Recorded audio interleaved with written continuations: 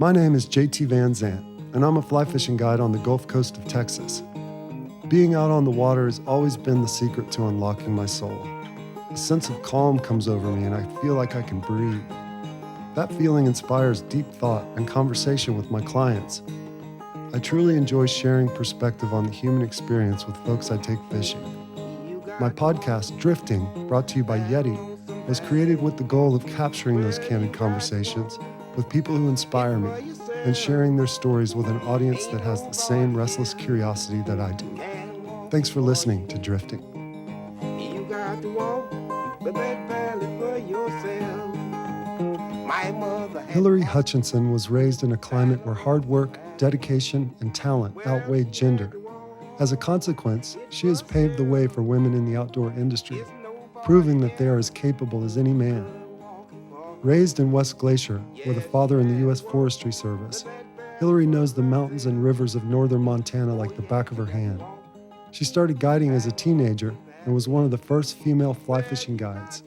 She left home for a while to pursue a career in broadcasting and was a news anchor in Oregon for a while, but eventually returned home to Montana to open a fly shop and get back to guiding the rivers of her youth. Hilary and I swapped stories about our lives on the water and recalled meeting each other on a fishing trip to Cape Cod. The fishing was terrible, so we drank beer, threw sinking lines into tidal rivers in search of striper. She never stopped fishing, night or day, so neither did I. Her sparkly eyes, bright smile, raven hair, and rock-hard confidence will draw you in. She's a devoted mother, a business owner, and a fly fishing guide. She's a steward of the wild and a tireless advocate for climate change, and I am proud to call her a dear friend, Hilary Hutcheson. Hi, Hilary. Hi. Thanks for coming all the way to Austin. No, I'm Talk psyched. to me. It's kind of a straight shot from Montana. What's the weather like? What are you doing up there? It's cold, which is good. We need cold. Seems unimaginable. No, it is kind of because people come up to Montana and they're expecting their big bucket list vacation and they come up in shorts and t-shirts and, we're still kind of in full waders and big puffy jackets Really? and toques. Yep. Mm-hmm. With Colorado so hot this year and so dry. Yeah, no, we're lucky. It's not always like that though. We can hit 100 degrees by this time kind of any given July. Last summer, right, was really bad, wasn't it? Well, the same thing that happened last summer that's happened for many years in a row that we're kind of anticipating every year is that even if we have 120% snowpack, it's not holding in the mountains so that we have like a nice slow trickle that feeds our rivers. It's kind of gone. Gush. Yeah. It's a big runoff and then it's just absorbed by groundwater and toast. And so then by 4th of July it's gone. So this year we've just been lucky to have some cooler nights and some rain, and so we're holding good for our rivers, which is just nerve-wracking, but I'm trying to tell everybody, don't move to Montana. Right, yep. Wink, right? Yeah, there's only one spot left in Montana, and it's my backyard, so if anybody comes, they have to stay with me. But there's been fish closures, or no, am I wrong? Well, this year, no, fortunately, the last several years we have hoot owl, actually for probably the last 8 years in a row, I think most places in Montana have had hoot owl conditions. So that's when it's too hot, too dry, too low for fish. Why do they call that hoot owl? Well, because you have to fish like an owl at night. So makes sense. You have to get off the water by 2, and then you can get back on the water at midnight, and then you can kind of fish in the cooler parts of the day, and then fish get super stressed when it's hot. This has been a good season so far. You fishing a lot? Yep, fishing a lot. It's been a great season. The fishing's been really good. It's always kind of tricky with weather and with runoff and just trying to gauge when people are coming and when we can get them on the water. But June, a lot of times, is during runoff. And this year we've shaped up really well to have a lot of water, but also some fishable spots too. What else has been going on? With life in general, with fish, with kids, living with fun. in the mountains, being a mom, being a guide. Mm-hmm. Yeah, I mean, that's kind of the nucleus of my existence is being a mom, being a guide, living where I live. Yeah, I definitely feel pretty lucky.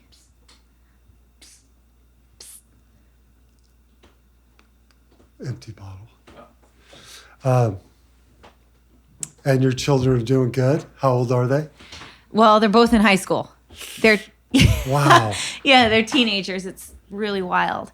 And I know people who have teenagers remember what it was like, or they think they remember what it's like, but I don't remember some of this shit. Like, I really don't. Like, it's kind of wild.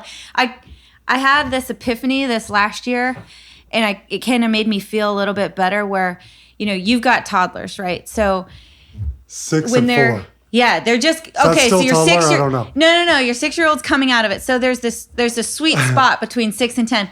But up until 6, when they're toddlers, listen, you have to put them to bed or they don't go to bed. You have to wake them up or they don't wake up. You have to feed them healthy food or they'll just eat like whatever they see or nothing. Right. You have to help them cross the street. They have friend issues where they're like hitting each other with toys and, all of this kind of drama. They, they're really clingy, but then they hate you.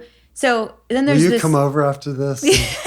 Yes. Help out? No, this is a brand new epiphany, so I could be totally wrong about and this. My wife, Brittany, freaking loves you. Awesome. Well, death. She and I will have to talk Thinks about you're the this. most beautiful, hottest thing on the planet. Hey, Britt. So stoked to know you. Awesome. Well, I wish she were here to hang out because we'll have to have this talk with her specifically because she'll totally get this, and I know you get it too. These toddlers who have all these really specific things about them, then there's the sweet spot between 6 and I feel like 11 or 12 where they're self-sufficient, they're super inspired. They want to be just like you. They want to follow you around. They want to follow the rules. They want to eat their food and get big and strong. They want to go to bed so that they'll have energy and they're doing all of the things that you've kind of coached them to do and you feel like a superstar. I'm excited now. Yeah, and then they become teenagers and it all goes to hell. Oh, no. Because then, it just reverts back to being a toddler. So then you have to put them to bed or they don't go to bed. You have to wake them up. There's no way they'll wake up before noon. You have to feed them healthy food or they eat any shit that's in front of them. You have to help them cross the street because they're staring at their phone and they don't know which way is up or down or whatever. And then there's all kinds of friend drama and all this stuff. So there's they revert back to toddler, only they're teenagers. Even in small town Montana, fishing guide mom, they already cliff dive and catch their own fish and row the boat. Yeah. No, they're so even still with all that. Yeah, it's still this thing that I figured out. So if you left LA out. and went to Montana and became a fishing guide instead of a movie director or banker, you would have no different outcome with your kid. That's what I think. And what the hell do I know? That's what I think. It makes me feel better because these, I think that my children are the tops. I mean, I think that they're just fantastic and I want to be like them. They're they're the coolest and I dig them a ton, but sometimes I'm like, man, what's going on? And how exactly were you introduced to the sport? Yeah, so with my sister and I just kind of pushing the boundaries, just floating the rivers in a kayak or anything that would float. I mean, we would take, inflatable things that you could get at the grocery store, any little floaty we could get, and we'd just be on the water. And we just started going farther and farther and floating McDonald Creek and then floating the river. And pretty soon we'd be way downriver and have to hitchhike back and kind of leave the floaty behind and get back so that my dad could take us home. And I think he acted like he didn't know that we were floating some pretty big rivers, but he, in hindsight, I think he probably knew and probably figured out it was good for us. But so we first and foremost became proficient at reading water.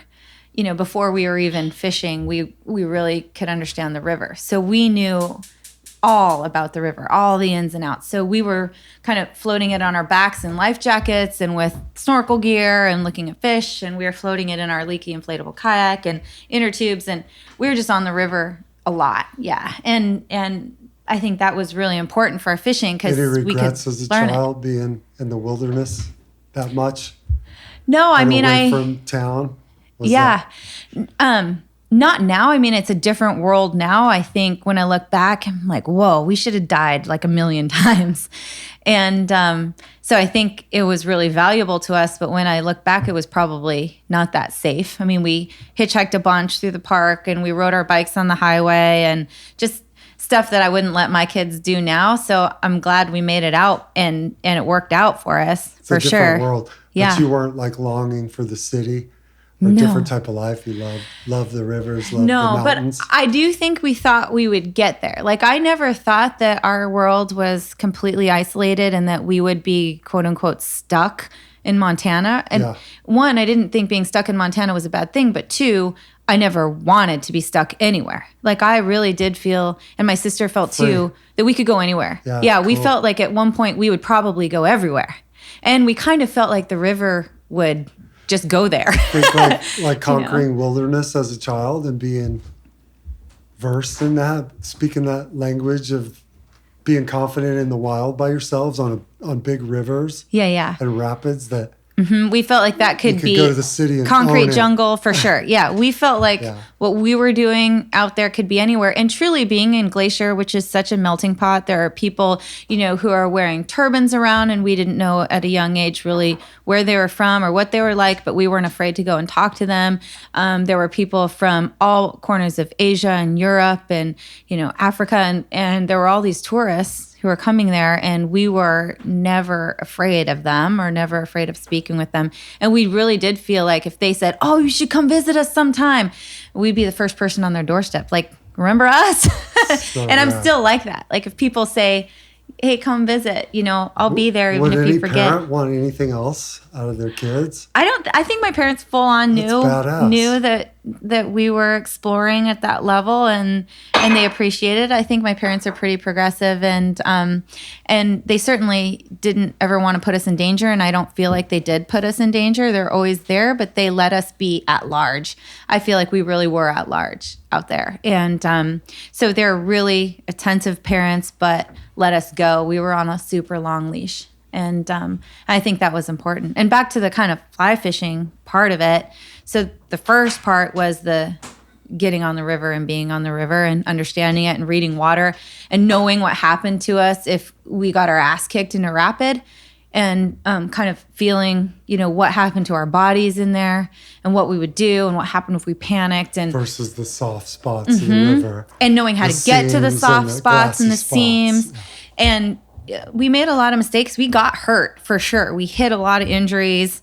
I'm still dealing with some shoulder injuries that I remember happening when I was trying to cover them up as a kid from just trying to swim out of some gnarly stuff. Yeah. And I think that helped us a ton with our fishing. But then in junior high, it was super serendipitous how we kind of started fishing. We were on the river a ton, and then a buddy of mine in junior high his parents had kind of a summer spot on the river, and we would go there and just kind of mess around and be throwing rocks and not fishing. And this is, I think, 6th or 7th grade or something.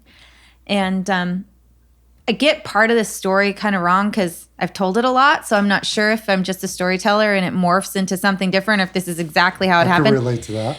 But we were playing frisbee or football, but there was some sort of thing we were throwing that got stuck in a tree, and I'm pretty sure it was a frisbee.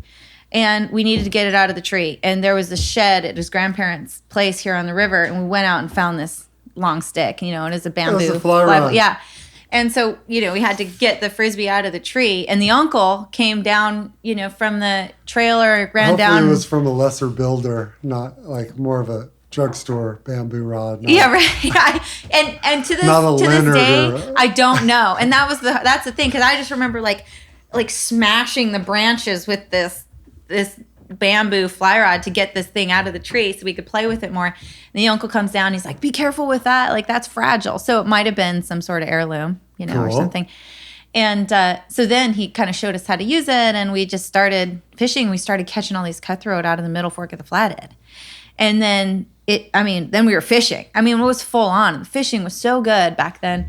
And While then your dad was working in the Forest Service. So Yep. he was gone and you guys were free and yeah. running around. So my dad is catching fresh. he was working your in sister headquarters. and your brother, or just Yep. you and your sister? at the So time? my sister and I are closer in age. We're just 2 years apart. My brother is 7 years younger than I. Okay, gotcha. Yeah, so he was just a little too young. My parents he was in, like some summer programs and stuff like that. And my sister and I were more on our own. He would have been with us for sure, because he really enjoys the adventure. He needed us to kind of watch after him. I think we weren't willing to take him on the river. He was just a little too little. So anyway, it was just my sister and I, but So that's kind of how we started fishing. Then we rode our banana seat bikes to Snappy Sports Center in Kalispell and bought a couple 2-piece Daiwas. And then we had our own graphite fly rods for $35, which was a ton of money, of our own money. And I don't think our parents even know we had them. I always kind of have said it was like kind of hidden from our parents just because it didn't seem like a big deal. It was just like, oh yeah. Part of the culture up there to have fishing rods. Well, people were fishing for sure. But there weren't a lot of our friends who were fly fishermen that we knew. There were a couple. Did you guys go straight to fly fishing? Mm-hmm. Where your dire rigs were fly rod rigs, foam handled? Yeah. Early on, little package jobbers? Yep. Rad. Yeah, exactly. Yeah, no, those were our very first fishing poles were the Daiwa fly rods. Yeah. No, we didn't Rod, fish. reel, and line. No backing, just line on the reel. Yep, straight on. And it was like a super heavy mono, straight. Yeah, so no, we didn't fish before. When we would go camping as a family, we had a couple spinning rods that we would throw out there, and we just weren't fishermen. Like we just didn't know how to do it really, And so she and I really got into it in junior high, and then when we became whitewater guides, suddenly A River Runs Through It came out, and that was 25 years ago this year. And suddenly the company was looking for fishing 25 guides. years ago? Yeah, this year. A Realtor Runs Through It came out? A Realtor Runs Through It, exactly. You got it. Yep. And suddenly everybody wanted to shadow cast.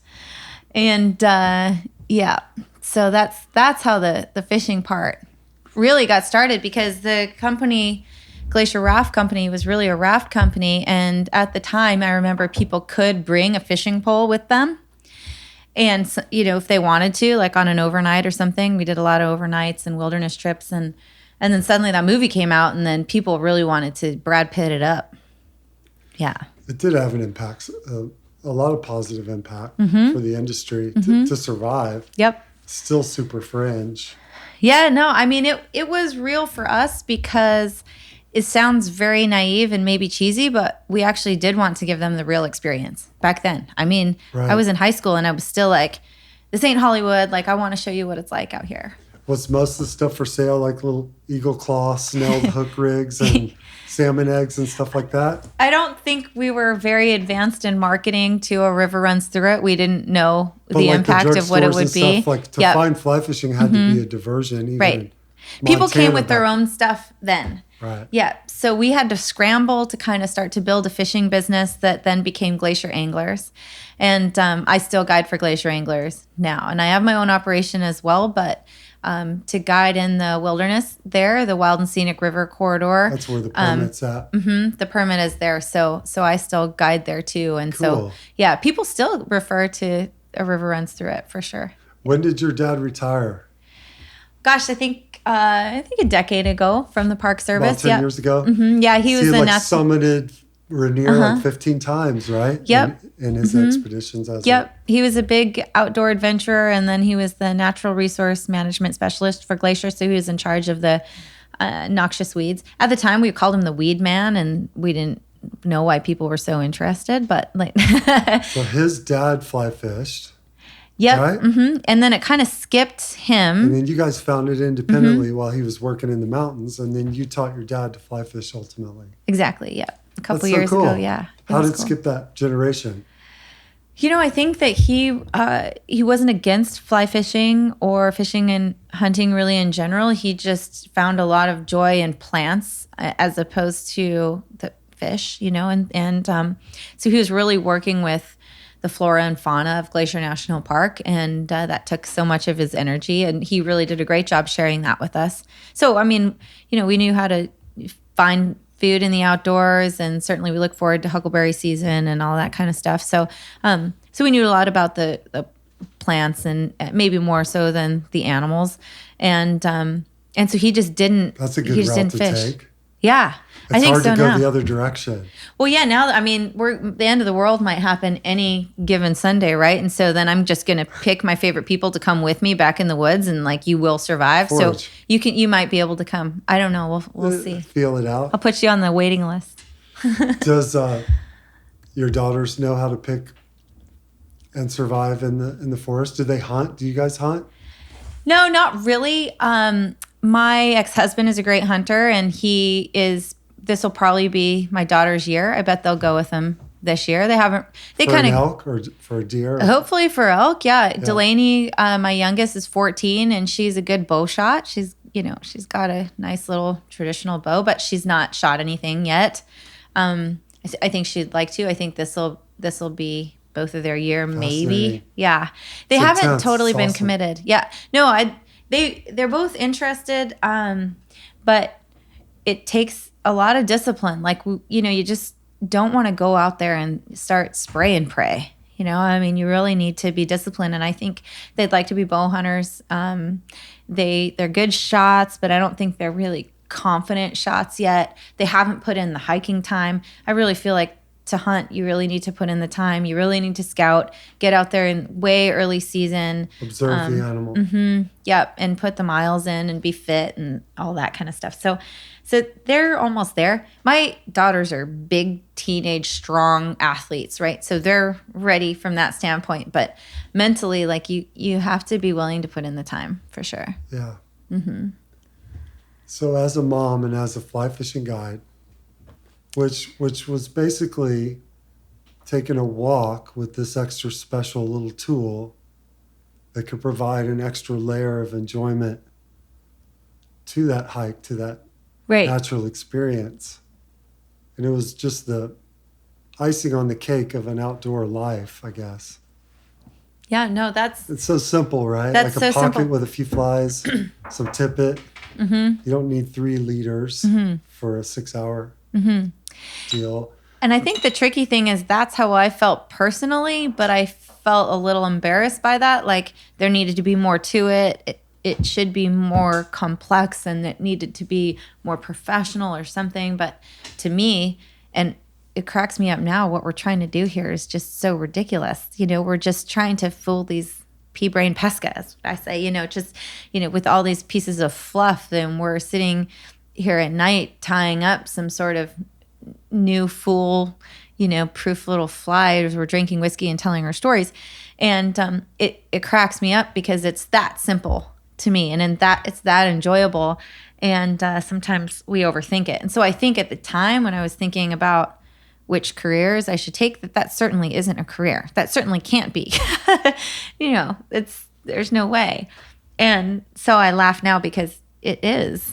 Actually, you quit the news like 97 then or something like that? A couple years in? No, I think I did it for I did it through college and part-time in college, and then I was also in college going back to the fishing company and still working in the summers, when I was out of school, guiding and working in the fly shop, and then during the school year working at the TV station there in Missoula, and then I went out to Portland for 5 years and worked out there, and then that was it. So yeah, 5 years in Portland and came home. What's the right approach? If you didn't grow up in the mountains, and have that intimate knowledge of the plants and all the animals and the fishing and the river, what's the right approach for trout specifically? Because I think of trout a lot differently than I think of saltwater or warm water fishing. There's a certain aesthetic. Like, I like a canvas waterproof bag and an old action rod and a simple click reel. Yeah. There's a different, how do you refine your approach? If you're just starting fly fishing, how do you show up in Montana and earn the respect of a seasoned guide? Well, I think what you've described right there is something that people have spent their lives kind of looking for. So a lot of times people are looking for that solitude and peace and tranquility and connection with nature. So in a way that's hard for me to answer, because my connection with fly fishing is a little bit more about the adrenaline and the fun and the connection with people. And I certainly connect with fish in the environment, but I love the sharing part of it. So I kind of I like the friends being around, and we sometimes we call it party fish, where it's just like, a few people are watching while one person's kind of trying to sight cast to a rising trout, and then it's like, yeah, it's kind of it's a little different from the peace and tranquility by yourself in a stream. I really like the social aspect of it, and I always have. And maybe that just came from, starting fishing with my sister, where it was just like high fives and raucousness and fun on the water with us, So I think what you're describing is something that people are looking for in the mountains, which is important. They come to the mountains to find themselves and to get away and to connect with nature. And the reason that trout fishing can offer that is because literally those senses are in abundance. So you're not hearing honking of cars and traffic, and there's not a lot of people, and your stresses just kind of lift, and you can hear the water, and then suddenly you see a rising fish, and you can't torpedo it. It's got to be this kind of calm, stealthy presentation, and the fish gods are watching, right? So if you get tangled up and pissed off and you're breaking your rod over your knee, nothing good is going to come of it. So you start to figure out that own stillness in yourself and be able to kind of reach your goal, which is to connect with that fish through this fly. So I get that that's what people are after, and that is what is found in Western trout fishing for sure, is that kind of finding the stillness in yourself, putting it all together, taking the skills that were taught from, whether it's your family or grandfather, or maybe it was an Orvis clinic, but somewhere you learned these things, and now you're kind of putting yourself to the test and trying to connect with nature. And so I understand that. For me, though, it is more maybe like the feeling I also get saltwater fishing too. Like it is. There's a lot of anticipation, a lot of adrenaline, a lot of nervousness still. I started guiding 25 years ago, and I still, get nervous when I see rising fish. Oh my God. Like, it makes me crazy. It's the shit. Like, it raises my hackles, and I still bite the inside of my lip till it bleeds every single time. And for my clients, I just really want them to feel that. And do you trout set a lot in saltwater? No, I don't. I'm don't? serious. And here's why. I don't, because I actually don't, I see it as a totally different practice that I'm shitty at. Like I'm not going to allow myself to fish in the salt the way I fish for trout. It's going to be totally different. Like, in the salt, I'm going to listen to what the guide says, and I'm going to be on, and I'm not going to like take all my skills from trout fishing and bring them there. I'm going to strip it, be really raw, and try to go in there like a whole new thing, like a raw baby. Just get in there and if there's any, like our striper trip. Oh my gosh. Yeah, kind of. I mean, like, that was completely unexpected from any level. Dude, it was good to get to know you. Oh, it was super fun. That was the best part of that deal. Oh, yeah. No, and that's what it's about, right? I mean, that's the thing, is like, there was you never know what you're going to get. Somewhere, I'm convinced. Oh, yeah. No, there were cosmos that were just spinning out of control that brought you and I over to that coast. Beautiful country. Yeah. You slept on the air mattress, and I got the dog bed. Right. Yeah. So and then you said, staying in the basement. I took your bed when you left, and I was laying on concrete like it had a slow leak. Yeah. Yeah. Well, you never complained, like that thing, like you were melted into a marshmallow. Well, my sister says that I don't have a lot of talents, but one of my talents is that I can sleep on any surface and anywhere in the world very soundly. Yeah. Nice. For some background, Hilary and I went to Cape Cod and chased striper day and night for 4 or 5 days. Mm-hmm. And it was a great experience, hanging out, drinking beer. Yeah, in a totally different place, And it was kind of when I had hope. We fished with intent the whole time. Yeah, I'm proud of us. I mean, we swung sinking line at night. Yeah, yeah. No, it was super fun. It's that kind of adventure of the not knowing what you're going to get that I would like to think that more people would do. Kind of being open-minded and less planned. You do have to do a certain amount of planning, because if it's a bucket list trip, or if really this is your only week off of work or something, you don't want it to be a disaster, so you have to put some planning into it. But I think if we all kind of chill out just a little and let things happen, then that's where your real memories of a fly fishing trip come from. And I think that's what you and I did. It was like, Jesus, take the wheel. It's like, going on out here? We kind of just. There were good intentions. Yeah. There was sweetness and love. It was, it was fun. We weren't delivered into the most ideal situation. Striper move Oh yeah, you don't know. In that fishery, we kind of hung out and fished, and we were, I think, anticipating fishing and hanging out. Well, it's because you know your fishery. You know your roommate. Oh, you were a great roommate. No, it was fun. But I think that's what we have to do is like get out of our zone. Like you know your fishery inside and out. I know my fishery inside and out. And I think that we become better anglers all around when we completely throw ourselves to the wolves in a different zone. And I know for me, that's what I did. I was like, oh, heck yeah, I'll show up there. Like, we'll get this done. We'll be having fish and chips and, beer by 3. And it was a lot more challenging than that because there's so much going on there that I had no idea of what to expect.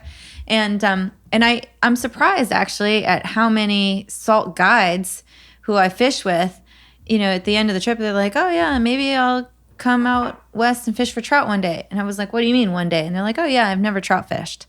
And it's surprising to me. And I'm not criticizing them. I'm just saying that we all, tend to kind of get into our zone and stay there, myself included, like I'm talking about with the striper thing. We need to get out and see other people's zones. I grew up near good saltwater fly fishing and never knew it until I chased trout with a fly rod and then realized there were opportunities, on the coast in Texas. That was in the early 90s and it wasn't plain that was something you could do, So back to like Montana and going back after working in the city and not knowing for sure. You didn't have kids at the time. Or did you? No, I had, the girls were really young. I came back to Montana, I think, when Ella was starting kindergarten. Delaney was in preschool and wanting them to kick the same dirt.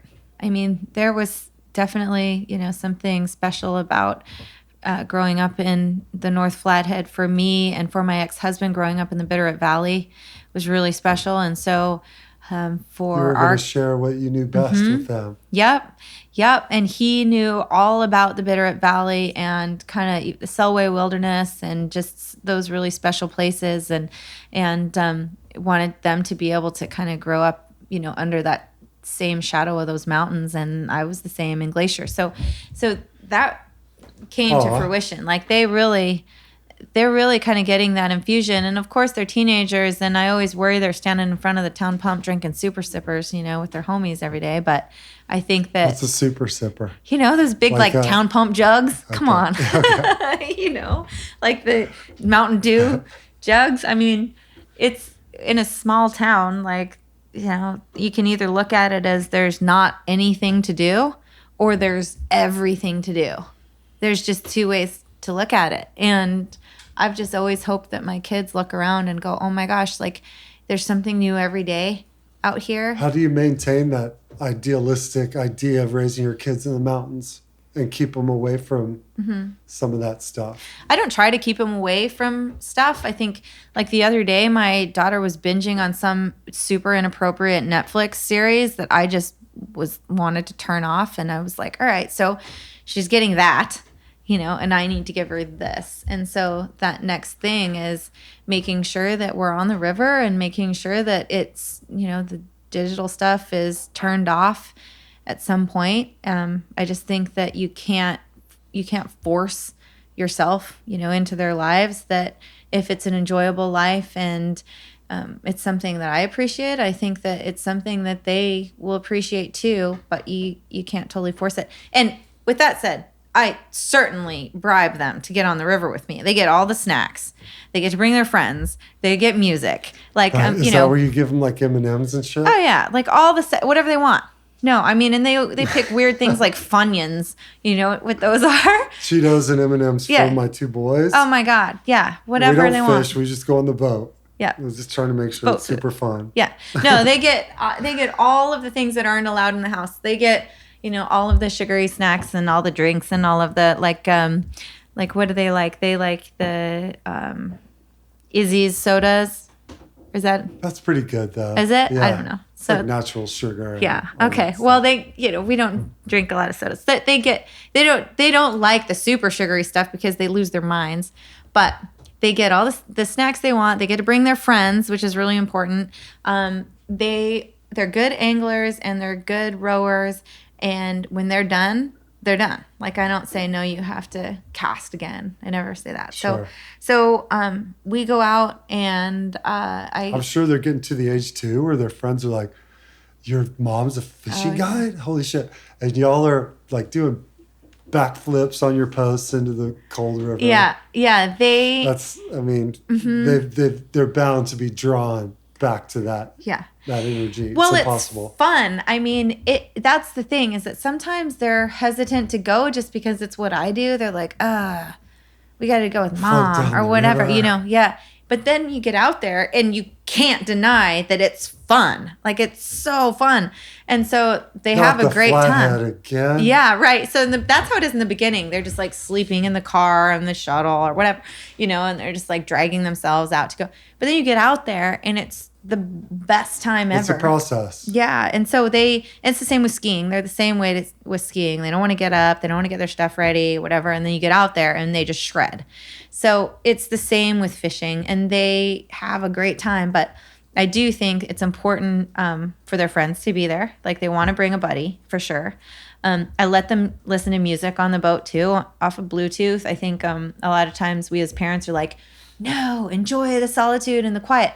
Well, that's our experience. The kids want to listen to music. I can hear this. This is good. Yeah. No, I mean, I did kind of enforce my version of an outdoor experience. Yeah, I do for sure. I did for a long time. And then it just made them not want to go. I could see that. Mm-hmm. But as soon as I let them listen to music out there where I was like, oh, listen to the birds, listen to they will. Like these kids will come around and they'll listen to birds, they'll listen to nature. But right now, they want to listen to their music. And they're still out there. And they're still having a great time and they're appreciating it.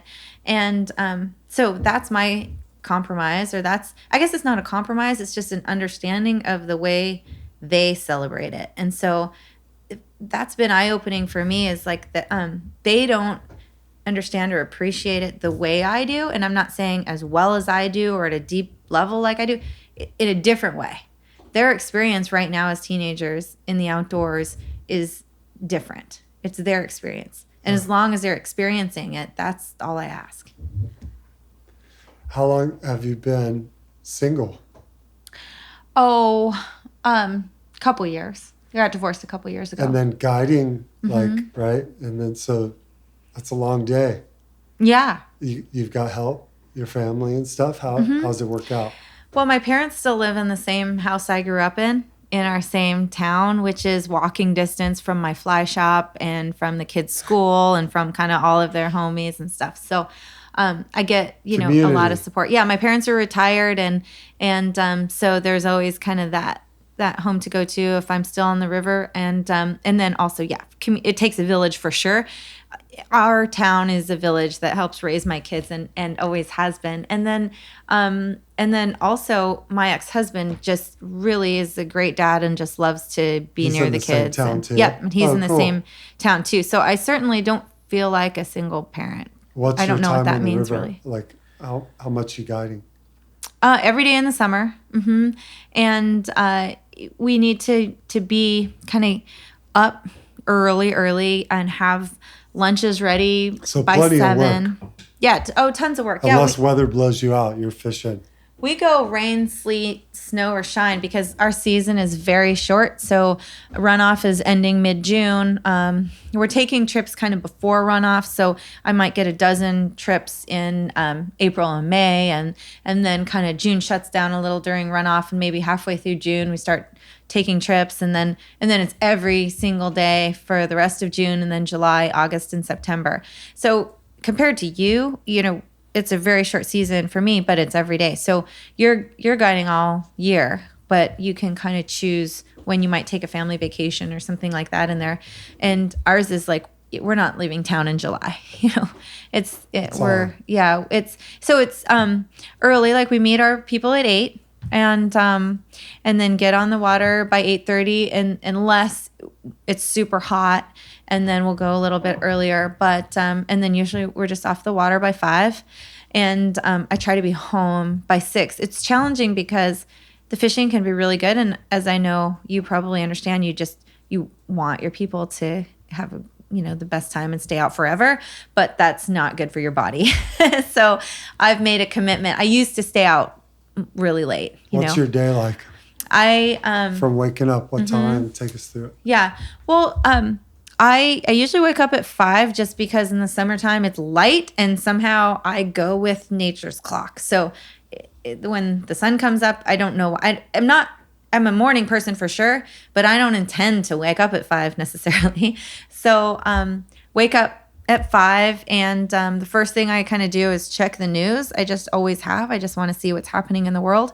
So I'll read the news, check emails, look to see if there are any changes to my guiding schedule that day, see if anybody is canceled or if there's anything new. Sometimes people email to say that, oh, I forgot to tell you I'm gluten-free, sugar-free, lactose intolerant, and I have a really bad shellfish disease or whatever. So I check to, all of the kind of Sync digital all stuff. that. Yeah. Oh, yeah, I forgot. Like in the mountains, you guys have lunch. Oh yeah. We totally do a shore lunch. Yeah. Yeah. That's a real thing for sure.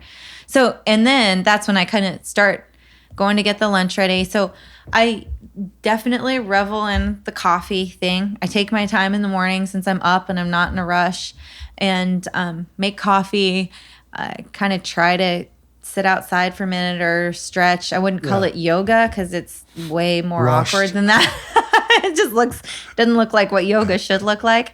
But, try to do some sort of stretching and preparation for the day. You're trying to loosen up. Oh, man. Yeah. You're beat. Totally. Like I wake up and I'm like, wow, you don't do yoga? 90. How old are you, Hilary? I'm 41 this year. Looking good. Thanks, man. Doing good. Looking strong. I do my version of yoga. It's shiny, happy. You're happy.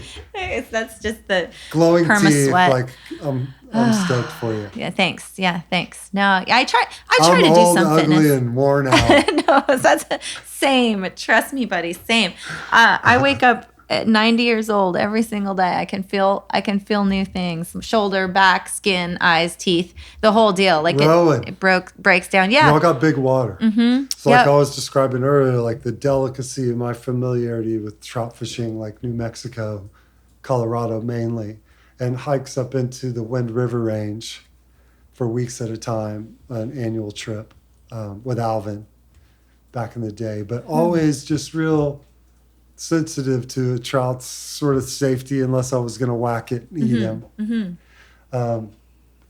And the overall just experience where, at least in Texas saltwater fishing, the beauty isn't maybe as obvious as in the Yucatan or Bahamas or something. It is incredibly gorgeous, but it's a muddier, rougher, mosquito-y sort of experience. And the fish was the priority there for me, whereas mountains was more about the air, you know? Yeah. And it was secondary to me. My life was as a Texan, so trips to the mountains felt like this clean wash, you know, of fresh, cold water and little beautiful fish.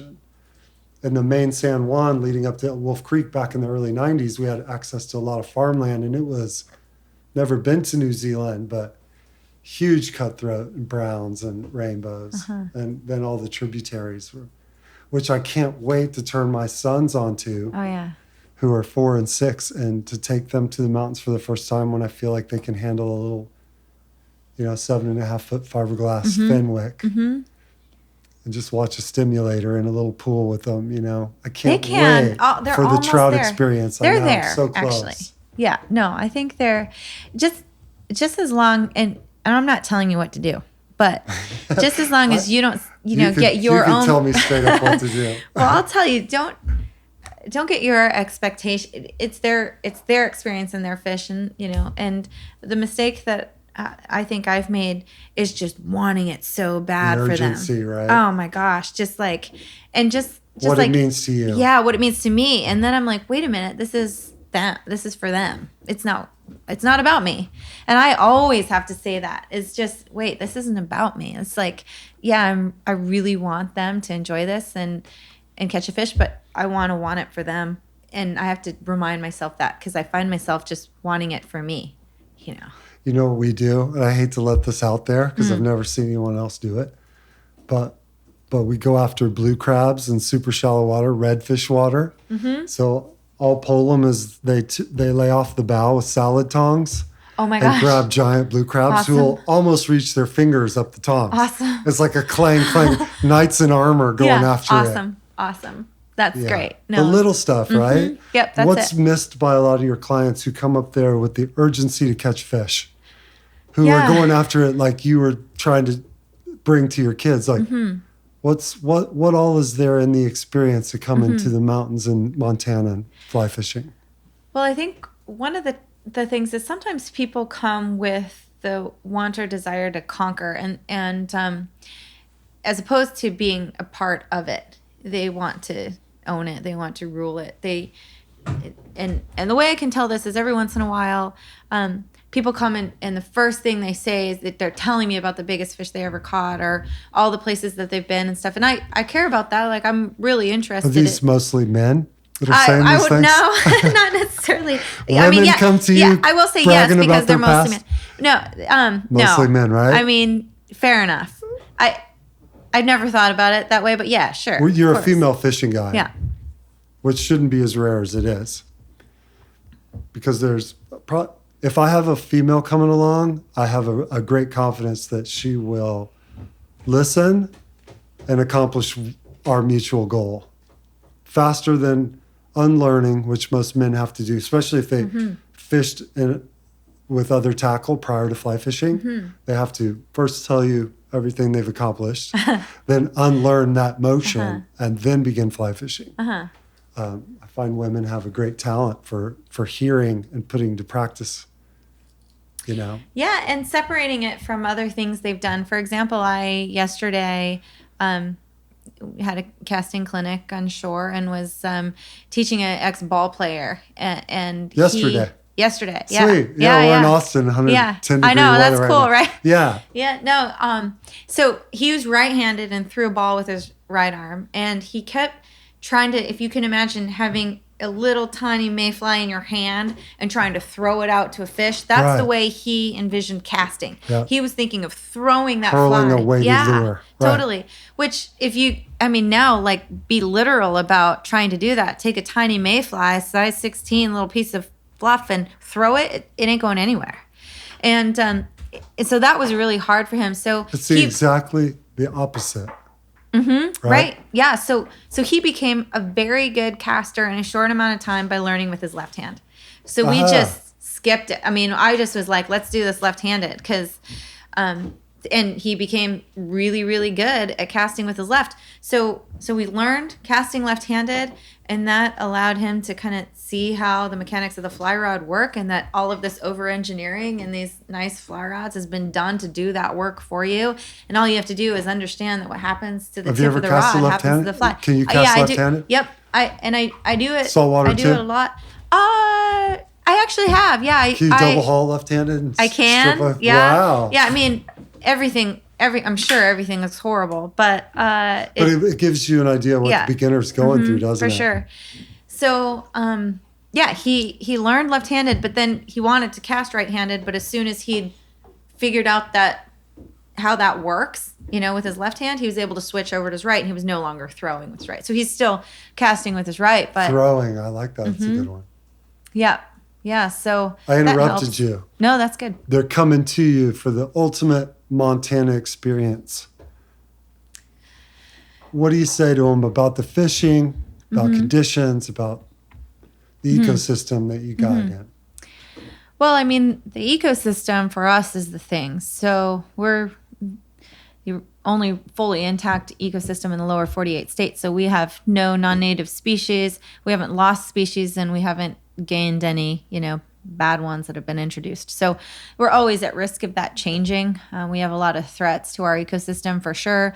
We have a threat of non-natives. So we have kind of a cutthroat rainbow hybridization threat, and as our world is warming, the rainbows get a little bit stronger, and they breed real well with cutthroats. So, we're kind of having a hybridization threat. Certainly being in glacier country, we're having a major climate threat. And so we see that with our own eyes. And that's kind of one of the things where on my boat, I've never had a climate denier, because I think it's hard to come to glacier and see it and then suddenly get on my boat and say it's not happening. So what's changed? Well, for me, quite literally, and this is even many years ago when I first started, 25 years ago. I remember that the Park Service and the Forest Service and the USGS would come in for their clinics at Glacier Anglers, and they would talk to us just kind of about the wildlife and the flora and fauna, and they would talk to us about the 700 miles of hiking trail that we have and just some of the history of the park. And this was just regular guide orientation, right? And they would say something like, yeah, we've got, 50 active glaciers that people can just hike to right now and see. And then 2 years later, they'd come back and say, well, we've got 25 active glaciers that people right now can hike to and see. And then 2 years later, they'd come back and they say, we have a number of active glaciers that people can hike to and see. And then, the last time they came and said that, it said, well, it's not about how many glaciers we have. It's about what the glaciers have done to carve out this landscape. And just witnessing that decline in person. Yeah. And now, the last was, by 2020, you're really not able to hike to a glacier. There's just a sliver of ice and a crevasse. Yeah, it's just snowfields, and there's certainly still glaciers there, but this is the last of the Mohicans. I mean, we're witnessing the end of it, and that's just an actual truth. Like, that's the real thing that I've for whatever reason. Mm-hmm. Right. Yeah, and I remember too being in journalism school and interviewing the USGS's Dan Faegre. He's the chief climatologist, for Glacier National Park and for the Geological Society, and he's then when I interviewed him in journalism school, all we were doing was trying to, practice our interviewing skills. And I chose this really difficult interview because I always sign myself up for shit I have no business doing. And I remember going down this rabbit hole of I never even knew what climate change was. And this is 20 years ago in college. And here I am just, young and brand new, trying to learn this stuff. And I had no idea what I was getting into. And here he is talking about the future. And 20 years ago, he was telling me about the things that we are now seeing. And he really did predict it. And I'll never forget it. And so for me, that's very, very real. And not only because I've been told it, but because I've witnessed it. And I'm not a scientist. We talked about this. I'm terrible at science. So for me to go now and ask questions, I believe what the scientists say. And 99% of all the scientists, say that this is real and we're doing it. You're out there as much witnessing as any scientist could be. Yep. Probably and hundreds of times more. Mm-hmm. And my fishery is directly affected because all of our water comes from, it's glacier fed and groundwater. So it's just groundwater or glaciers. And as those are affected, our fishery is affected. So our waters are getting warmer. The components within it are changing, so we're getting a lot more algae in there. Fish are having a really hard time thriving in the heat and finding that aeration. And so this is just stuff that is anecdotal, right? But then backed by science. So for me, there's no reason to argue, for sure. Right. What's the positive in that? Well, the positive is that every single day I have people out there and they're enjoying it and they're appreciating the beauty of it. And You're having a cold summer. Yeah, well, that's a huge advantage. That's I wouldn't know what that is. Yeah, oh my gosh, you should come. You can borrow my puffy coat. I've got a closet full. Yeah, no, it's people come out there and they're on my boat and they connect to the environment, right? So for me, that's a positive because we're slapping high fives and having happy hour after and just really enjoying the beauty of the area. No algae either, right? Just clear river rock, crystal clear water. Mm-hmm. It's more... You guys are blessed up there. More algae than we've had in the past. And so that's something I can a little bit look to and say, we need to kind of work toward trying to reverse this. Mm-hmm. And your daughters, do you think they'll fly fish professionally? So... I think I mentioned this year, my oldest she started her first summertime job, which is working in the kitchen at Glacier Raft Company. Right. So she's making the lunches for my full day trips, essentially, for my Glacier Anglers. So Glacier Raft Company and Glacier Anglers are linked, and it's really cool. You know, I think like she made a pasta salad that had olives in it, and the olives like rolled off the plate, and I was like, who's not cutting the olives? You got to cut the olives. They don't roll off the plate.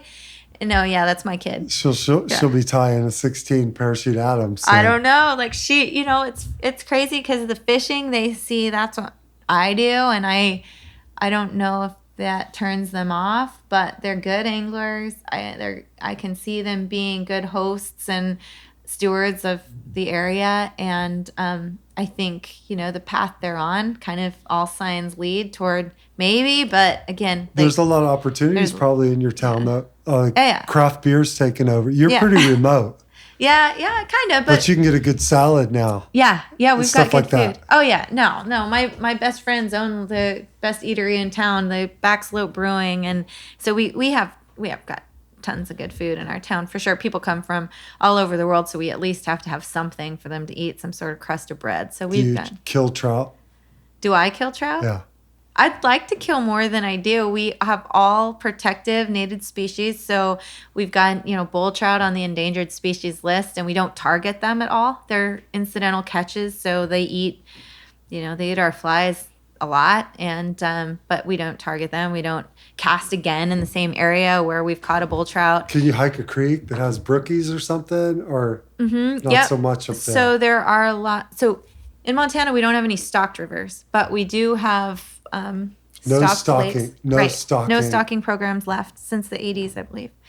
And but we have it's wild. It's wild. It's great too. Yeah, it is. Because we don't have to think about what's happening with a stocking program. Part of that has to do with the fact that we up in Glacier Country don't have any non-native species, you know, in our rivers. So they're not stocking rainbows, for example, which are the easiest to kind of stock. We've got hatcheries that stock cutthroat for some of the lakes, especially over on the Indian Reservation and the Blackfeet Reservation. And so they are in a false spawn over there and some of the ice out where we fish in the spring before our rivers are shaped up. And so lots of times high mountain lake fishing is fantastic because that's really the only chance that I've had to catch and eat cutthroat.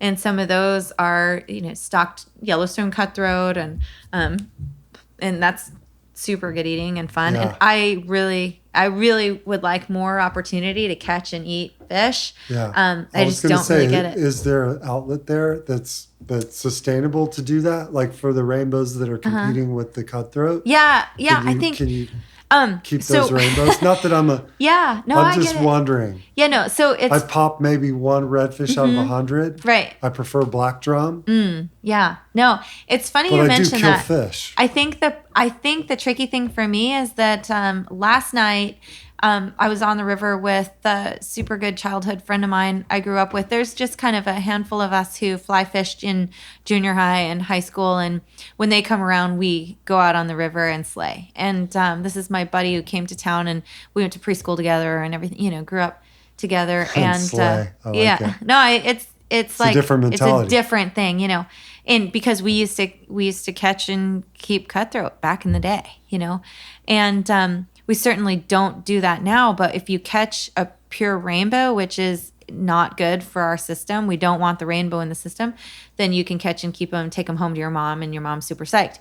Well, the problem is that I'm a lover, not a fighter. I'm not a killer, and I'm not in the habit of killing fish. So bonking them is actually super tough for me now. I can see that. You know, I mean, it used to not be when, you know, we wanted to bring home fish, but now it's like you catch this beautiful rainbow and it's like, oh man, I just, you know, want to snap a picture with my buddy and send it back. There's clients I have that want to keep a redfish. And a lot of times I discourage it, but I have really good clients who it's not always a part of their deal. And that's where I come in. That's where I find that it's beautiful. If it's your intent to come out with me to keep fish, might have found the wrong guy.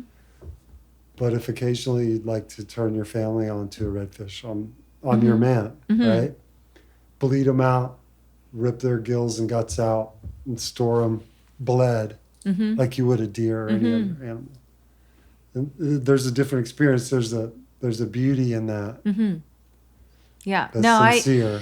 I agree with you, and I do need more of that in my life. It's just that in my fishery, I'm so connected to the protection of it that it's a bit your jarring. livelihood. Yeah. Yeah. So when suddenly we're faced with a laker, for example, like we have to kill the lake trout. The lake trout are really invasive and challenging for the rest of our native species. So if we get a lake trout that comes up from the lake kind of into our system, you got to whack them, right? Yeah. And I know this, like we're actually, almost ordered to by Fish, Wildlife, and Parks, like really asked to get them out of the system. And it's hard for me. Like it's hard for me to kill an animal, and it's the same thing kind of with hunting. It's challenging. Like I want to, because I want the meat and I know how good it is for the entire circle of life. But it's tough for me. Yeah.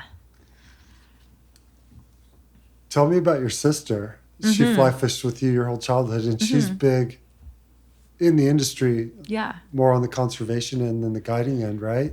Yeah. Well, she's one of those magical ethereal beings that you just don't think really exists, but then you find them and you just are so proud to know them. And I've always felt that way about her. She says she followed me around, and if I would have started doing meth, she would have started doing meth.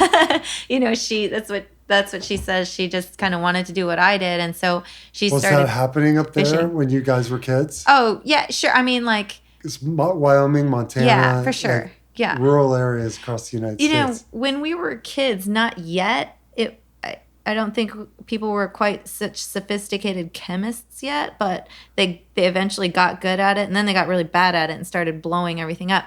And then Montana became maybe the, third or fourth state to get pseudoephedrine taken off the shelves, so that kind of shut it down, but which is good. But the point being, back to the super sippers in front of Town Pump, if I had been standing in front of Town Pump drinking super sippers, so would she. Yeah, so she was right there with me, and the guiding, she just does everything really well. For me, I need to work at it, and for her, she's a natural. So she didn't crack a book, but she's straight A's. She wouldn't even need to train for sports, but she's on the Wall of Fame with a big life-size picture of her in our high school, hallway. Yeah, volleyball. She played track, soccer. Those are the big ones. She did. I think she was like a 4-sport letter. She did. Yeah, I think she did volleyball, and she did everything. So, and then academic, the whole thing. But yet she's spinning Brodies in the parking lot, and the weekends and stuff. So she's just kind of a great rowdy, but she's just kind of that all-American girl and the friend that you want to have, and she's a cool person. So anyway, she became this great fly angler and an awesome guide. So she, at a very young age, was an upper Middle Fork wilderness whitewater fly fishing guide, and was just really at kind of when there weren't any women doing that, and I'd go up into the wilderness, but was not leading trips like she was. Like she was in charge of these fly fishing wilderness trips, and it was really cool. It really at a young age, and she then decided to use her powers for good. So she went into kind of helping young adults with cancer connect with nature through a company called First Descents, which is a kayak camp for cancer patients for young adults. And then she got recruited to be the executive director of Casting for Recovery. So she now runs this nonprofit with 50 retreats, which are free fly fishing programs for women with breast cancer, weekend retreats all across the country, and 6 overseas. Right. Yeah. So it's a really big deal, and it's like, when you always say, we're not curing cancer here, she actually is. People are really finding an improvement in their diagnosis through nature and connecting with other people at this level. So it's awesome. Fly fishing has that power now. Yeah, I mean, what it's like, what it can do for a healthy person. So you can feel the healing power of fly fishing and being an able-bodied person. Imagine having this potentially terminal disease, what it can do for you. It really has these healing powers. I mean, there's physical healing powers, which are actual things that their doctors are saying, where you need to have this post-surgery motion of fly casting, is an actual kind of methodical and physical therapy style And getting motion. there, you Yep. have to get And your to the balance river, and the yeah, coast. yep. And just kind of the whole motion of not just the casting, but of everything that goes into your day on the water, for sure. So, and then there's also the spiritual, emotional, and mental connection that helps you in healing. So it's a really moving and emotional thing, and I'm super proud of her. So, and You've been super tied into conservation too, and spoke a lot locally and nationally on that. So you're participating too. Y'all are a dynamic team together. well, I mean, I think she and I need to fish together a lot more. I know that. We went red fishing together a couple years ago, and that was the most Louisiana? amazing time. Yeah. No, we went in Florida, in the Mosquito Lagoon, after the trade show. Yeah, and it was awesome. Anytime we get to fish together, typically there's a lot of kids and, friends and everybody around, family and stuff. But when we get to just fish together, it's all time. Are you going to ICAST? Yeah. Oh, sweet. Yeah, I'll be for out sure. there. Yeah, and she'll be there too, so we'll have to hang out. Okay, that Yeah. sounds good. Yeah, but Have you ever caught shit or felt out of place being a female fishing guide in Montana? no, I haven't. I think the only time sometimes it's kind of awkward is in my fly shop. So if I ever wash my hair and put on something nice, and I'm standing there, behind the counter, sometimes people come in and they look around for the owner, or they think that maybe I'm just watching the shop for my husband or something, and I'm like, no, it's my. I was thinking it's if my I had place. to guess and it was the unexpected client that wasn't your routine client, a guy might be like, oh, we're going with a lady. Yeah, no, back But you in the kick day. ass, Yeah, so- no, I mean, now it's they're I'm booked on requests, which is great. That's kind of the point, that you want to get to, where it helps you budget your life by just knowing that by April you're going to have your summer filled, which is good. But back in the day, I remember my sister used to show up at the company in a sundress and a big floppy hat because she thought it was hysterical to see the look on people's faces when they would get assigned to her. And she's the best guide at the company, And it's not like that anymore, actually. What did you tell me? Like the fish, the river? Oh, yeah, no. I mean, that was... I think that it's funny because we all think that... we care, people care so much about, oh, it's amazing if you're a woman and you're doing this and how do you feel about that? But I think I have personal feelings about how humans treat each other. But once you get out there on the river, the fish do not give a shit, and the river doesn't care, and the river doesn't either judge you or give you a special benefit. The river doesn't care. Like, it's going to keep on flowing and it'll kick your ass, or give you the best day ever, or a little bit in between. And it just has to do with how you flow with it and how you've learned to work with it. And I don't ever try to control that. I don't ever think, well, I'm a girl, so I deserve this, or I'm a girl, so I don't deserve that. I'm out there, like anybody would be. I just don't see really a difference after you've, pulled anchor and you're out there. There's no difference. Then you're there. And then really it doesn't matter what's in your pants. And that territory too. I mean, who's more experienced than you on those rivers at this point in time? Yeah, I mean... Are any of your mentors still guiding? No, I think they're still around. Like, I still feel like my mentors on the Middle Fork are around. They're not necessarily guiding full-time, but... They can be a resource. Darwin Stoneman, who hired me, when I was a teenager, he was also a head of ski patrol way back in the day at Alta Ski Area, and who's known as the first ski patrol boss to hire a female ski patroller in the country. And he says that I'm the and I really don't know if this is true, and I've never checked it Say it, or girl, asked around. say it. Well, he says that I'm the youngest fly fishing guide in Montana, and The youngest? and definitely the first woman in our area. Let me read between the lines. So you're 40 years old, and you're the youngest. No, I was, when he hired me. Oh, when he hired you, yeah. I got you. I'm Yeah, sorry. totally. I thought no. he was basically saying that anyone else that you hear about below No, her is no. non-existent. No, when he hired me, he tells people this, and whether or not that's true, I don't know. I've never checked, and I don't really care. But he said that, and the reason that I even mention this is just because he wouldn't have done that to hire the first woman or to hire the youngest person or to any of the biggest, best, fastest, most. Like, none of that ever mattered in Glacier. Yeah. It was that he knew I could pull weeds really well, and he knew that I could take out the trash really well, and he knew I could back a trailer really well, and he knew that I'd probably just nailed it. Take those out to the river. The trailer's the hardest shit. What's your guiding etiquette? Do you guys have like those prolific boat ramp fights that you hear about out west? No, we're pretty laid back. We don't do the Florida thing. I can't participate in that. My typical goal, and not like everyone in Florida is ready to fight all the time. No. But that's an intense fishery. It has a tremendous amount of history. Key West, for example. My God, to be a successful guide in Key West and to understand that place and defend your territory is super important. It's competitive and the stakes are super high.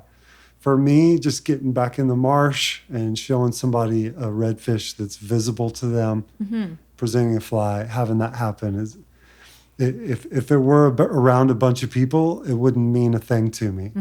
The fact that I can get back into places where we're likely to be uninterrupted, that's the backcountry experience that I try to share. It's what's most meaningful to me. And honestly, fishing is sort of secondary. I understand, though, as a guide, how important that is to a person. So a fishless day is as painful for me as anyone else. But I've never had a trip I can recall, honestly, where someone was disappointed in what they saw or what they experienced. So are you kind of trying to find the places where you can have that experience and be alone without other boats around? Or are you trying to find the fish first? I think there's I think those things go hand in hand. I think human pressure is more significant nowadays than barometric pressure and wind and sun and clarity of water. So I'll try to just go where there aren't as many people. And I think that fish do the same thing. In salt water, they can move around. They're not trapped in current, right? So they don't have the ability to go up or down. They can only go side to side in great distances. So, yeah, I mean, weekdays are the shit. And I've often thought about eliminating weekends, but then I'm like sort of punishing the working man. So I work the calendar year. When the fishing's good, I'm down. I'm on it. And that's you just thinking about the client, like what you just said. Like you just you want to make sure that everybody gets a chance to get out there. I think that's key. I think it's also just how you fish it. I kind of started many years ago this new and sometimes I worry about when things come out of my mouth, they sound so dorky. It makes sense in my head, but then I'm sitting down here with you and I'm getting ready to say something that sounds so dorky. Bring it. Well, I started... Open your beer, too, for Christ's sake. No, it's open. Oh, trust you did? Me. Sorry, you snuck it past me. Yeah, right. no, that's... Give her another one, key. Scotty. It's very stealthy. Rum. I think it's time for rum. Oh, that's good. Gulf Kolsch. That's good stuff. I'll take one if you're offering. Yeah, so years ago, I started doing this thing I call fishing the projects. And I call it the Flathead Projects. And the style of fishing I started doing is looking at every kind of casting opportunity as a project like you would like a bouldering problem. I didn't like calling them problems because it was a little negative, but so I call them projects. But it's like kind of a climbing problem where you know what the end goal is. You want to get to this point or, finish this problem. And so kind of for me, what that means is I'll stop several hundred yards before a spot that I know is going to fish. And I know this just because I've been on it for, all my life. And I really get it, but I don't want to just cast by it and hope they catch a fish in this whole spray and pray thing. And it's more fun to me to fish these projects. So I'll row up to a spot and then we actually will anchor up and talk about it. And it sounds kind of dorky, but it's almost like locker room stuff where we've got a chalkboard and all the X's and O's and we're going to go around here and it's going to go like this. And then, you're kind of talking about like the angler has, her job and the guide has her job and then the fish has its job and that asshole fish is going to be the one that's going to, define it because we're all dialed, right? So it's really fun because we're looking downriver and we're reading water together and it's a team. And we're looking at each other. Like, my angler turns around and looks at me and they're sitting back in their seat and we're talking about what we're going to do when we get up there. And we watch it for a while. And sometimes I think if you sit and watch that project, things start to materialize that you wouldn't have seen if you're just kind of blowing by it or just kind of cruising along. It's like in the doctor's offices, those cheesy paintings that you don't look like anything and you start staring at them and then it becomes a face or some weird scene or something. Those pictures I'm talking about? I do. Like you have to stare at it for a while and become something. So sometimes if you just like sit and watch this project, it kind of becomes something. And then we're like, all right, here we go. We're going to do this, and we have our whole plan. And that requires me to do something that has an expectation behind it. So my angler knows that I've just explained how I'm going to set up and what we're going to do and what I've expected of them and that I don't want them to cast until we get to this certain spot and then I just want no false cast, just one set and put down and then we're just going to drift, maybe like 50 feet and then if it doesn't go over the right spot, we're going to do one more set put down and then we're going to upstream mend and then it's going to be 3 feet and then we're going to eat. And if it does, it's fucking amazing. You're touching on something that's important for anglers to understand, right? These are wild animals. They're super keen on their environment. And you can't just swat a fly on top of them and then ask if it's the fly's fault. Right. Or why isn't that fish? I can see him. Mm-hmm. Why, it's programmed that they just come up and eat something. No. You have to present in a way that makes them feel they're feeding on something natural. Yeah.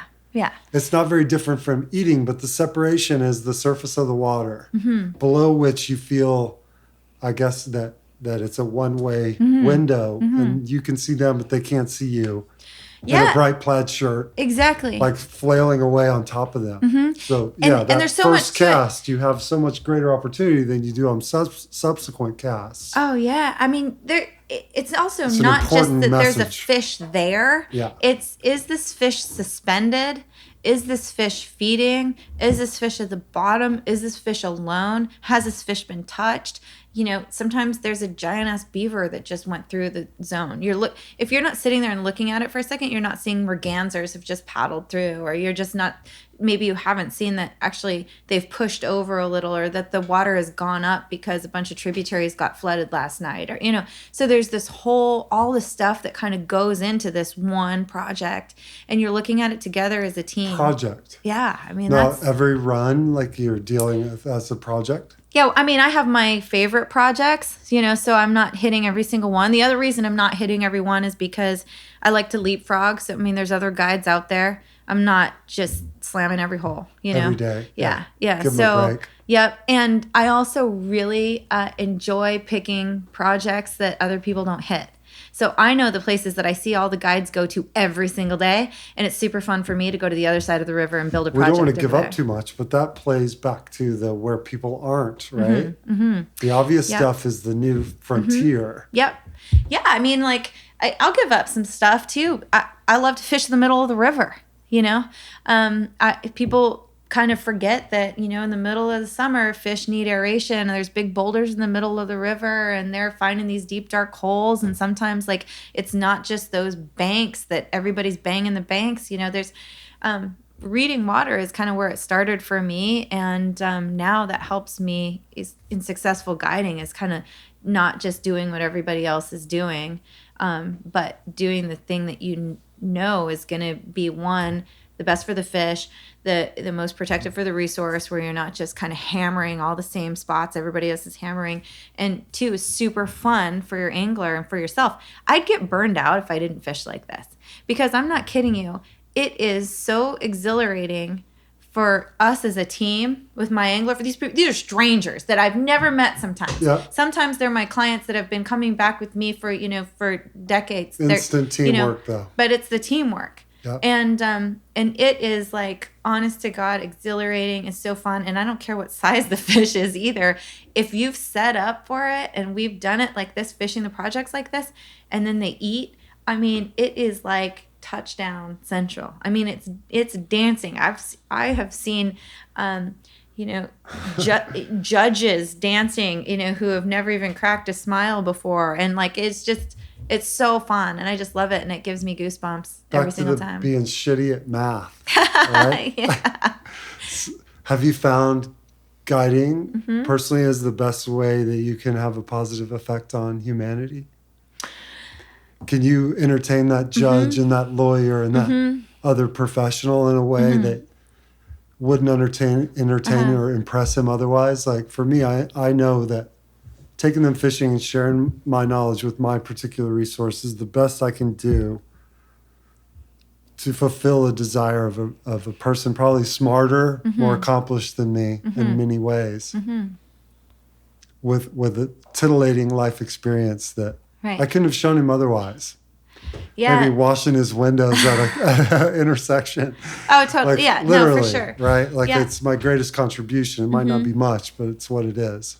Yeah, no, for sure. I think that I don't ever try to keep up with people in their own strengths and talents, because that's theirs, and I appreciate that about them, and I like to learn from them, and I just hope that it's kind of the same. So I like to think, well, gosh, I love to hear about their stories and their talents and where they've been and what they're doing, and also their skills and what they're able to tell me that I can learn from. So I only hope that it's the same in reverse, that I'm whatever gibberish is coming out of my mouth is something that they can take back with them, that they can use, or at least is a great memory or great experience or something they can have. So I used to be kind of self-conscious about that. Were you apologetic? Maybe, like I think what I was is just thinking that, oh my God, this is so dumb. Like, this is just fishing and I really like it and I think it's cool. But, this guy is a nanospace, engineer, like this, whatever that is. Is that even a thing? I made that up. You were talking about a lot of specifics with the river that you understand it. And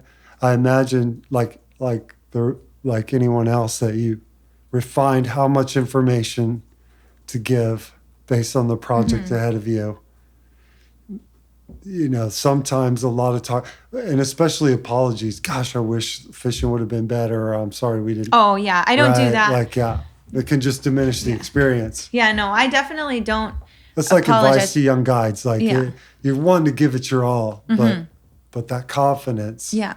That they're safe with you primarily. Oh, yeah, for sure. And beyond that they'll learn something when they leave. That's. Yeah, no, that I think, and I see what you mean. That actually didn't ever occur to me because I've never ever been apologetic that way. Sometimes I'm like kind of just embarrassed that this is just fishing, and here these people are who are doing these amazing things all over the world, and then they come here with me. I'm in a little boat and I'm tying in this piece of fluff for them, and I'm almost a little bit like, so I guess in the grand scheme of things, apologetic, like, we're just going fishing for fun, do you see what I mean? But in terms of my, totally. And it's a huge deal. And, I think many years ago, the first time that was really driven home, what a big deal it was I got a call from somebody who in their state was a state senator. And like, I remember at the time hearing about this, all the things that they'd done in their community. And I thought it was so cool and everything. And then I got an email from this guy's family. It said that he'd passed away and that they were looking for photos from our day that, I had taken, and they were hoping they could have him for the memorial service because he said it was the best day of his life. Oh. Out of all of these, things that these people accomplish, sometimes we take for granted that was the best day of their life. Their success afforded them that day with you. Yeah, they saved up forever to do it, or else they just tried to get these days off, and it was a bucket list. And sometimes I really think that we need to respect the fact that we may be out there doing this every day, but this is the most important day of their life. I get pissed. The idea of I won't include Florida in this summation because I think it's different and unique in terms of the history of the guiding there.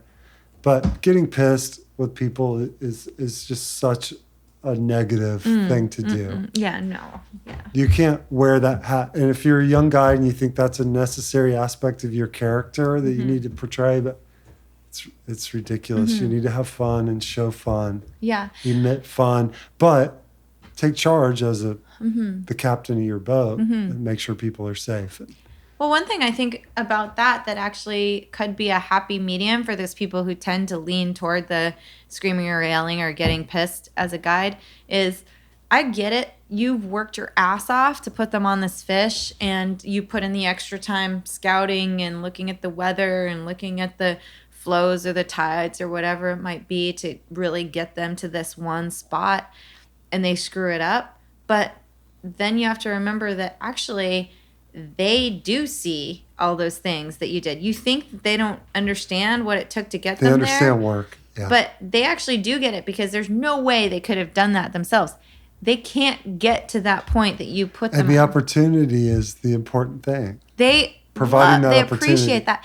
And I know that just because that's from my experience, fishing with guides. It's like, oh my gosh, thank you for that. Like, I might have totally screwed it up, but I get what you did to get me here, and I'm good. Like, that was amazing. What's the most quintessential fish you've ever caught? Not the size, but the moment, the pinnacle of your personal fishing career, like whatever setting. Yeah. Just like the most perfect fish for that place. What was that? Well, that question, people ask me that. And they do, then scratch that. No. The reason I have an answer for it, and it's that I honestly, this is cheesy, but I really don't remember a lot of my fish. I remember other people's fishes. Like, I honestly can remember my best friend from preschool, Chris Stewart. We became best buddies because I shared my graham crackers and grape juice with him, and we were friends all through junior high and all grade school, junior high, high school. And just for Father's Day this last year, I got to take him out with his 2 kids and put his kids on their first fish on a fly rod. Like, that's the stuff I remember. I remember the guiding more than my own personal fish. There are a lot of adventures, across the world and across the country that I really appreciate for my own fishing. But in terms of the actual fish, I can see my kids' fish that they catch. I can see my best friend's kids' fish that they catch. I can literally see them. My and lady, I don't see a lot you're of a guide. I don't know. That's why. So how long is that going to go on? You're going to guide your whole life? Oh my God! When I Till you die? turned 40, I was 90. So yeah, I see forever, but I kind of feel like, man, I don't know. Like, I got a bum shoulder and a bum back and a bum eyes, and I sometimes forget to put on sunscreen. I sometimes forget to eat and drink water and all that kind of stuff.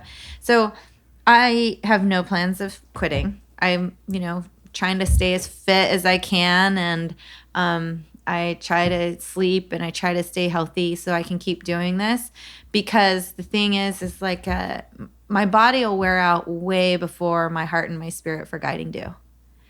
And so I don't need to work on the spirit and the excitement of it for me, because I'm not going to burn out there, but I definitely need to try to stay fit. I was cracking myself up the other day because for fitness is an important thing. Like, I've heard a lot of, guides on podcasts and stuff like that talk about how they stay fit, and I'm interested in it because it's tough, right? Like, you're using your body all the time, so you think that you're staying physically fit, but you have to concentrate on all those other parts of your body that you're not using when you're just back row, and then pushing through whitewater or whatever. And I remember when I was a kid, there was this TV show. It was like a talent show. Do you remember this, Star Search? You know this show? Sort Star of, maybe. Search? Yeah. I think it was maybe Ed McMahon or somebody like that was the host. Okay, Anyway, they had these supermodels on it, spokesmodels they called them, and they would have these competitions for these supermodels. And I remember he asked one of them, "How do you stay fit?" And her answer cracked me up because she goes, "Oh, when I brush my teeth, I do calf raises." And so that's what I do. And so literally I'm like brushing my teeth and doing calf raises, and I'm like, well, maybe I should think about doing some more physical fitness. And I remember that as a kid, I was like, oh, I I can do that. I can do calf raises. It's other than that, it's like 12-ounce curls and, awkward yoga. Against the footrest of your boat too, maybe? Yeah, right. I have to do that. I found that's like, I do a lot of standing, rowing. I'm short, so I sometimes have to put blocks on my footrest or sit way forward, and I do a lot of like full body, it's a lot. But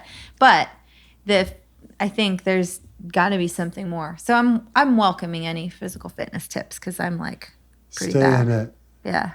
No, I don't plan to Stay who you are. I don't plan to quit. You're a source of brightness and positivity in our beloved sport. Ah, thanks. And thanks for cruising down here to chat with me. Oh, today. anytime. Are you kidding? Yeah, anytime. It was awesome catching My up. pleasure. Thank you. No, thank you. And thanks for everything that you're doing here and in the industry. And I know the world is watching and interested in your fishery and my fishery and what's happening in the Northeast and with stripers and what's going on down in Florida with Lake Okeechobee and like we really are a global fishing community now. And I think that we care a lot about what's happening with each other. And that's what I've always hoped for. Living in my own little spot, I've always wanted to learn more. And I think now that we as anglers all across the world are really opening up and learning more about what's happening on a bigger scale. My draw to you has always been that you haven't sort of like been a blatant self-promoter. It's always been about a bigger picture. And I think we all have that responsibility to act in every movement towards conservation of our fisheries and education, our own education and what education we can pass along. Yeah, for sure. I hope that you really feel like my bull trout are yours. That's what I want. Hey. I want you it's to just have upstream. Absolutely. That's Mississippi River feeds the Gulf of Mexico. You got it. It's just upstream. Our native cutthroat are yours. And I actually selfishly feel that way about your redfish. I just really feel like, once you're an angler, we're all in it together. That's a beautiful thing to say. Thanks, Hilary. Thank you. All right, later. Later.